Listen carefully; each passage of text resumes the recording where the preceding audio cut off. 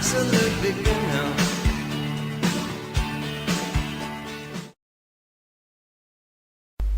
Hello, in this tutorial I'm going to show you how to cut this greyhound out from the background of this picture. In other words, removing the background and just leaving this fawn greyhound here, which we can then place onto a new background. It can be a coloured background or it can be a new picture that you want to put the greyhound or whatever image you're going to cut out. We're going to use in this tutorial the quick selection tool. You can use any other method for removing backgrounds, but we're going to concentrate on the quick selection tool in this tutorial. So what we do initially, we come up here and we select the quick selection tool, left hand toolbar, and we left click it, and we make sure that the little black square is highlighting the quick selection tool. Then we make sure that we have a brush size that is suitable for the image that we want to cut out. I've got it set at 5, which is about right for this. Now we go over here and we want to unlock the background. So in the layers panel, I'm going to double left click the background to remove this padlock, and this new layer comes up. It says to name it. We won't bother with that, we'll just OK it, and the padlock has been removed. I'm going to increase the size, going to zoom in a little bit on the greyhound. Now with the quick selection tool on the greyhound's head here, I'm going to left click on the mouse and just drag down slowly, holding the key pressed in on the mouse, and you can see the little marching ants or the marquees snapping themselves to the outside of the greyhound's body here. Just pushing it back up to the ear with the key on the mouse held in. And I've just released the key on the mouse. As you can see at the top, the marquee, the marching ants, have sprung away from the area we want to cut out. So I'm coming outside of, I'm going to nudge them back in. So when you want to come outside and nudge them back in, you hold the Alt key on the keyboard, and now pressing the left key on the mouse, I'm just nudging them back in, and they just snap to the greyhound there. Okay, so if you're outside and you want to nudge back in, you hold the Alt key at the same time as you have the left key on the mouse pressed in.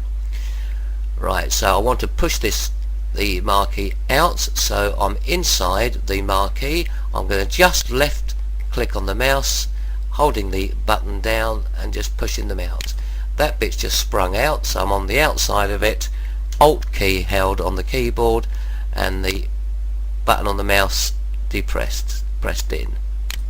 Now I'm going to go around the whole greyhound and have the marquee marching ants all the way around, so we can cut it out. Right, now once you've been round the section of the picture that you want to cut out or remove,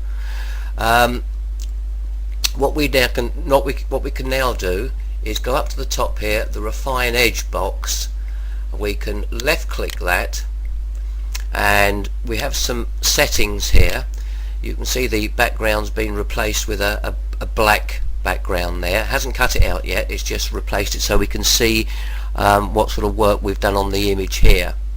If I left click the standard button, we go back to the background is on the picture, and we can see the marching ants. Now just to show you what these controls do quickly, if the contract and expand, these will, as the explanation says, contract and expand. If I go plus, you'll see the little marching ants have moved away from the part of the image we want to cut out.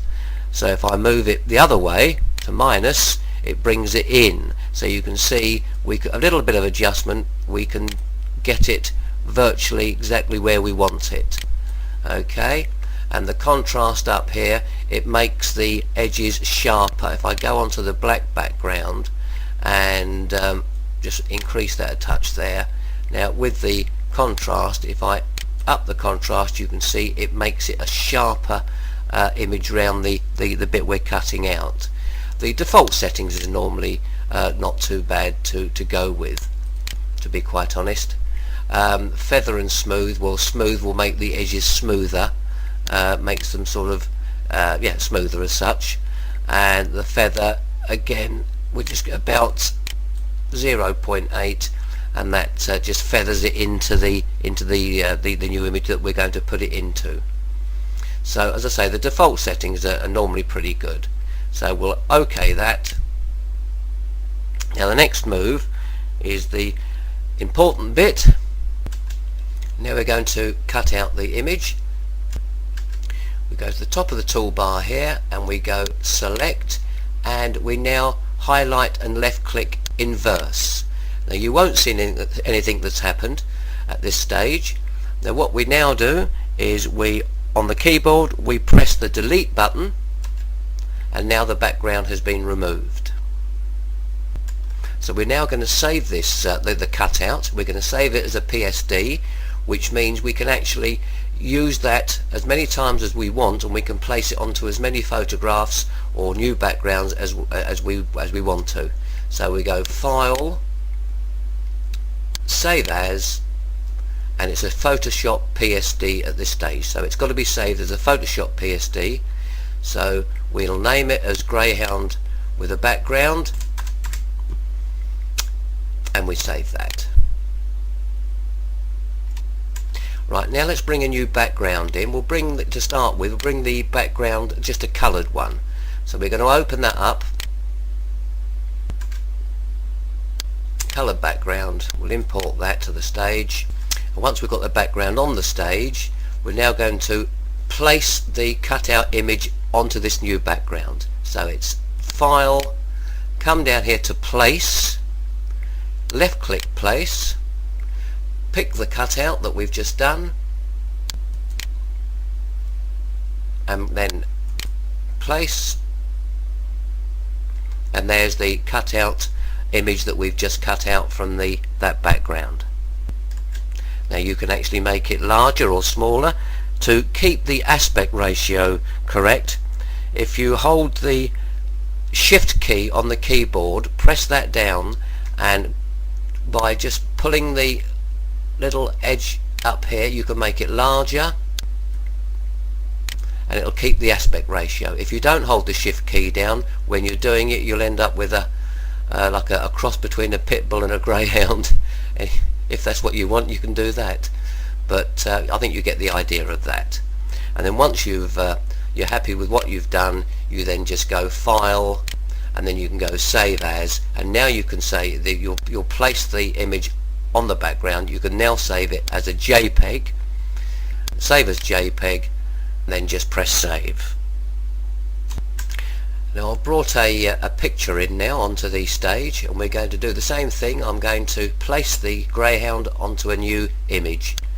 File, again it's Place, pick the cutout, greyhound cutout, and then left click Place, and then it pops. There we are. Again, we're just going to move that down to the bottom on the grass. We want to make it larger. To keep the aspect, hold the Shift key down and just pull the little corner out, and then you can enlarge the greyhound, and then with the Move tool, Place, and then we can move the greyhound to where we want, and then we can save it as a JPEG as we did with the normal coloured one. By using the method of saving the image we've cut out as a PSD, we can use it over and over again. There is another method of actually placing the cutout onto a new background.